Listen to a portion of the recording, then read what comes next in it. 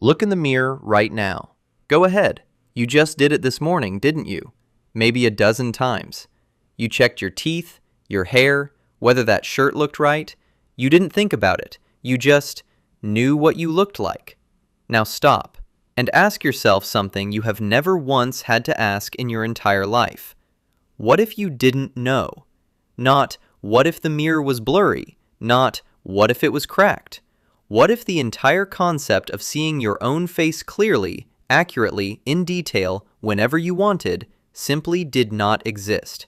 Not for you, not for your parents, not for anyone in your family line going back further than you can count. For most of human history, that wasn't a hypothetical. That was just Tuesday. Here's the part that should bother you. You know exactly what your best friend's face looks like. Every wrinkle when they laugh. The way their eyebrows move when they're annoyed. You could pick them out of 10,000 people in half a second. But do you actually know what your own face does? Not the photo version. Not the mirror version, where you already know it's you, so your brain fills in the gaps. The real, unfiltered version. The one other people see when you're not performing for a reflection. You don't. Nobody fully does. But for thousands of years, that wasn't a strange psychological quirk. That was the baseline of human existence. And it raises a question that sounds small, but is actually enormous. If you don't know what you look like, who are you exactly? Let's go back, further than you think we need to. For the vast majority of the 200,000 years modern humans have existed, there was no glass, no polished metal, no clear reflective surface of any kind readily available for the average person. If you wanted to see your own face, your options were water, still water, a puddle, a pond on a windless day. That's it. That was the technology. Now think about what that actually means practically for a second. A still pond isn't in your house. It's not in your bedroom. It's outside, at the mercy of wind, weather, ripples from a passing animal, the time of day. Which means for most people, seeing your own reflection wasn't a daily habit. It might have been a monthly one, a yearly one. For some people, in some places, it might have happened only a handful of times across an entire lifetime. Sit with that. You have looked at your own face more times in the last 30 days than some humans did in their entire 70 years on Earth. So here's the first real question, and it's the uncomfortable one. If nobody could reliably check their own appearance, how did anyone know if they looked sick, old, attractive, presentable? How did a hunter know if there was blood on his face before walking back into camp? How did a mother know if she looked like her own mother yet? The answer is stranger than you'd expect, and it explains something about human beings that's still true today, whether you've noticed it or not. Other people were the mirror. Every glance, every reaction, every flicker of expression on someone else's face when they looked at you, that was the feedback. That was the only feedback. You learned what you looked like the same way you learned a language, not by reading a definition, but by watching how the world responded to you. Which means, for most of human history, self-image wasn't something you built alone in a bathroom at 7 a.m.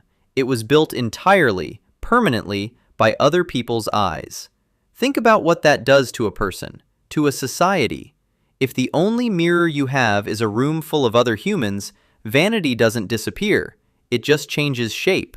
It stops being private. It becomes social, public, constant.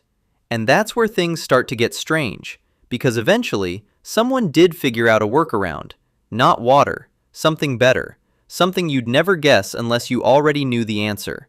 Polished stone. Around 6,000 years ago, in parts of what's now Turkey, people were grinding volcanic glass, obsidian, into smooth, dark, reflective discs. Not perfect, distorted, dim, but a reflection you could hold in your hand and carry with you. For the first time, a face could be private property. But here's the twist nobody expects. These early mirrors weren't treated like tools. They weren't treated like combs or knives or cups.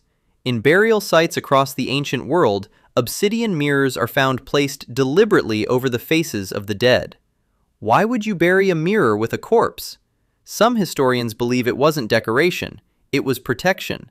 A belief that a reflective surface could trap something, a spirit, an echo of the person, something that shouldn't be allowed to wander loose.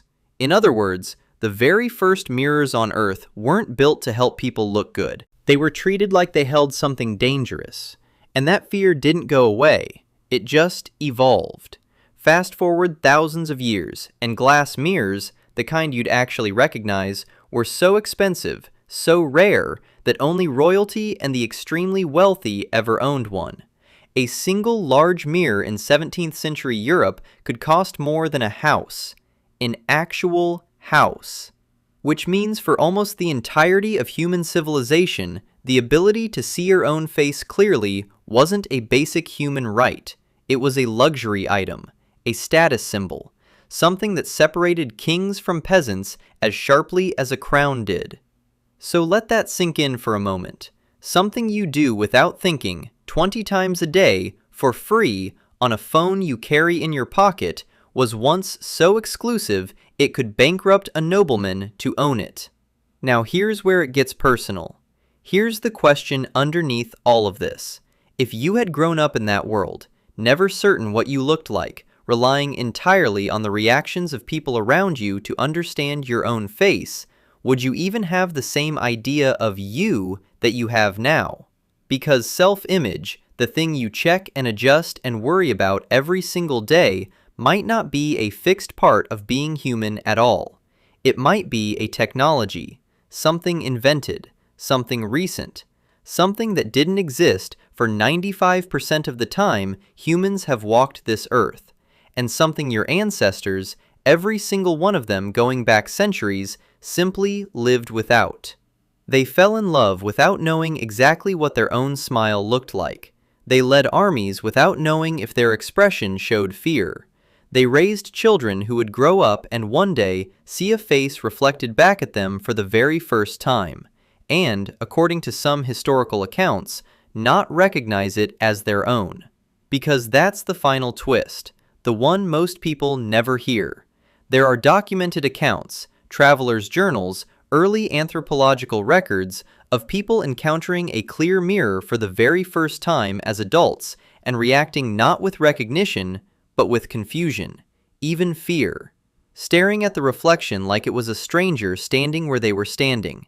Some reached out to touch it, expecting to feel another person on the other side. Because why wouldn't they? Nothing in their entire life had prepared them to understand that the thing staring back was them. So the next time you catch your reflection in a window, a phone screen, a bathroom mirror, try, just for a second, to see it the way almost every human who ever lived before you would have seen it. Not familiar, not automatic, not yours. A stranger, made entirely of light, staring back.